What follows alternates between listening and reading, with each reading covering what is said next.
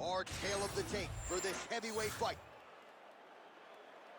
And now one more time for the official introductions. Here's Bruce Buffer.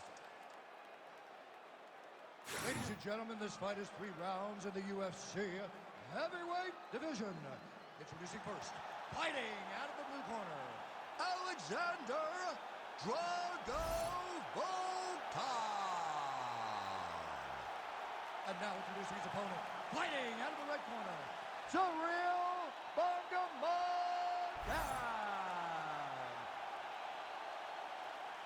Ready to fight? Ready. All right, early round action here. Alexander Volkov obviously has a lot of different weapons on the feet. He told us in our fighter meeting that those front kicks right up the middle to the body could be key in getting the desired result here tonight. Volkov appears to have the striking advantage early in this one.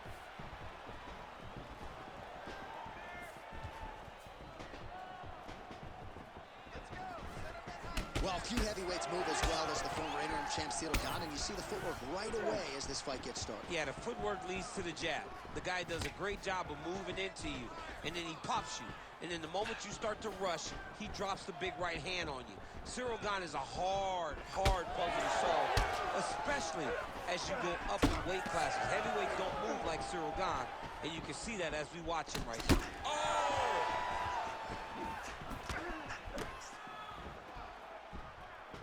Block that one. Solid punch from the clinch here. Takedown defense holds up.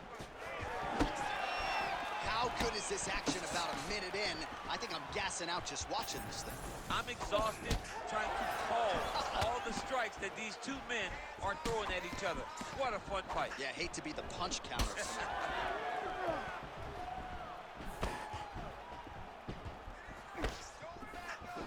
Lands a kick to the leg now. Pretty good work on the feet tonight by Volkov. Oh, nice straight left there. He's got some hands, man.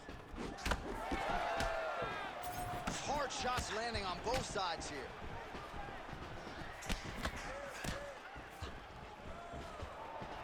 Throwing that jab now again. The fighter evades.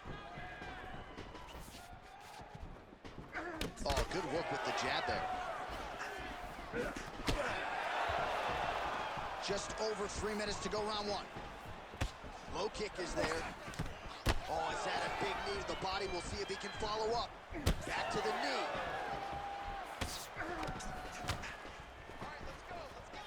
25 total strikes have already landed for Alexander Volkov.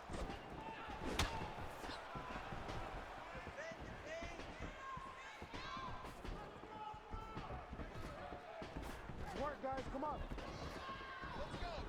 Oh, and he tags him with the straight. Beautifully placed there by Ciryl Gane. That left hook was crazy. Oh, lands another hook.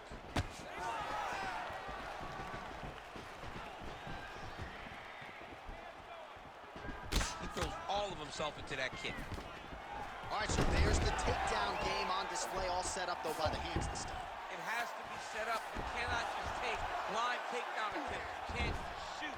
You got to set your opponent up. He did that beautifully. 2 minutes to go.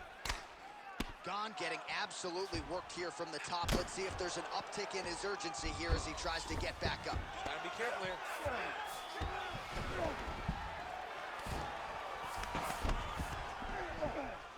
He's gonna start trying to move to a submission here. It looks like he's trying to attack with arm triangle. Oh, it's getting very, very deep. Oh, favoring position over submission. Very smart decision. You never want to value the submission over keeping dominant position. Oh, outstanding combination of ground and pound punches here by Volkov. All right, so he's sort of turtled up here. Not great body language. Perhaps he's trying to bait him in a little bit. Volkov's in half guard now. Now into his mount.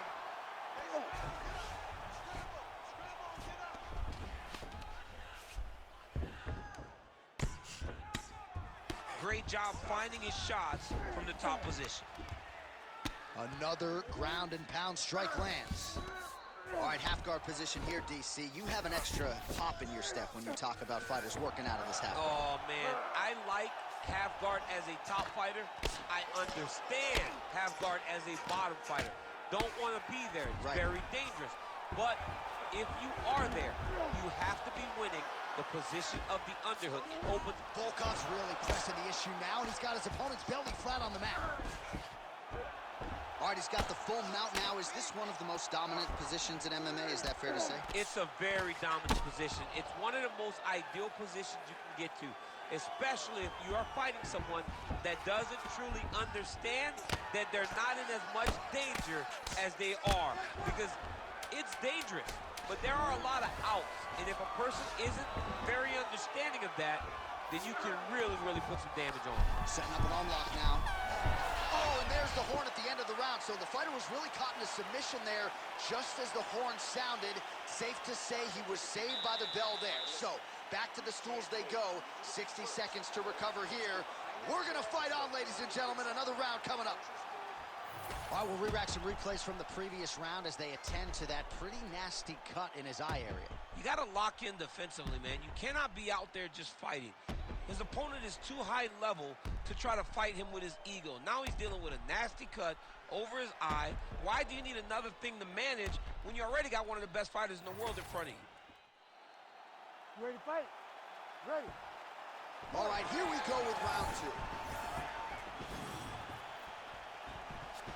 Volkov gets hit by that leg kick. May not be a bad idea to start to check some of these.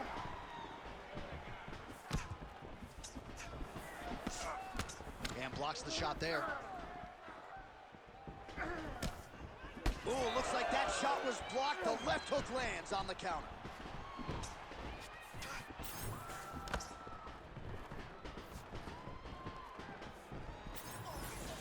And both fighters exchange in the pocket.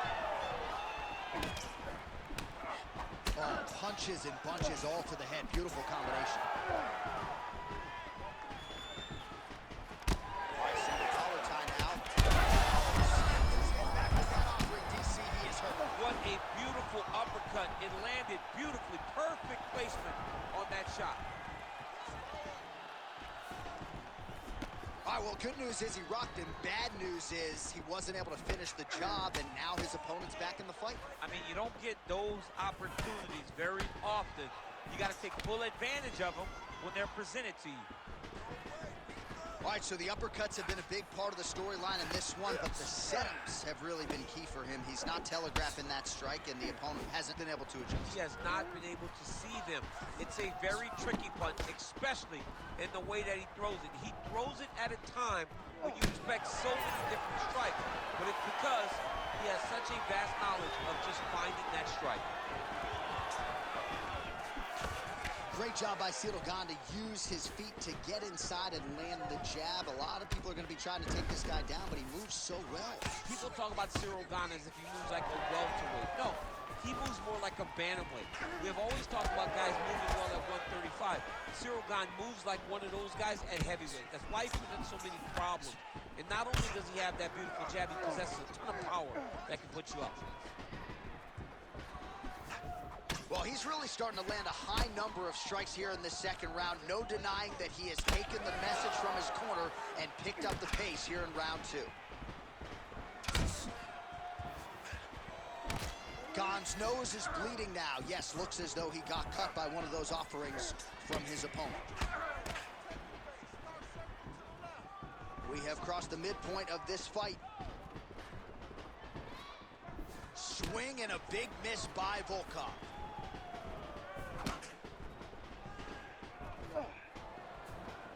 And that left hook landed on the button.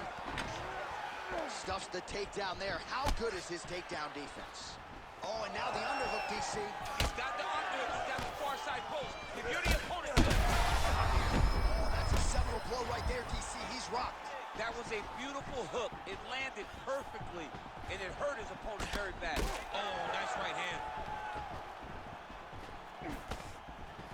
So he's really starting to put together some significant body shots here. These are going to take their toll as this fight goes on.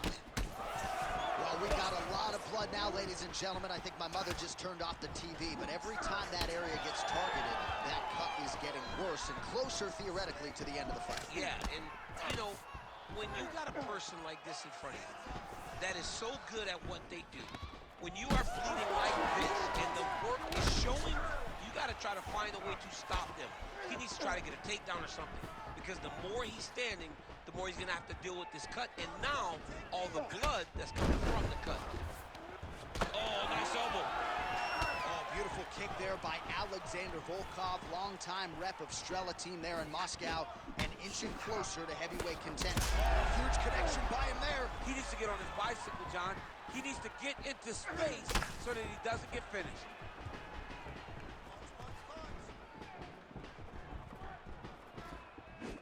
Oh, he has landed a high volume of strikes in this round and really hasn't let up when it comes to his aggressiveness. The striking has been on point every step of the way.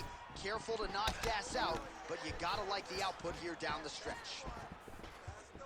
Back kick there. 30 seconds to go in the round.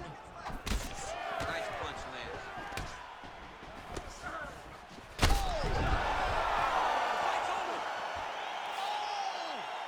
Ciryl Gane, as many style points as you could produce. Whoa! Jeez Louise.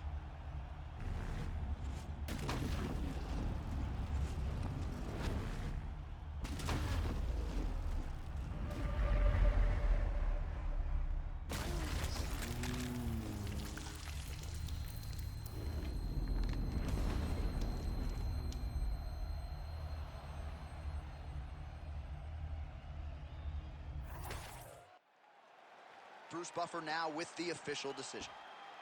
Ladies and gentlemen, referee Herb Dean has called a stop to this contest at 4 minutes, 37 seconds of round number 2. Declaring the winner by knockout, Ciryl Gane. Well, he's smiling ear to ear, and why not after a knockout like that? I need to take it to the after party tonight. I mean, this is what dreams are made of. You dream of the knockout like this, and then the party after, where you and all your coaches get to celebrate the great handiwork.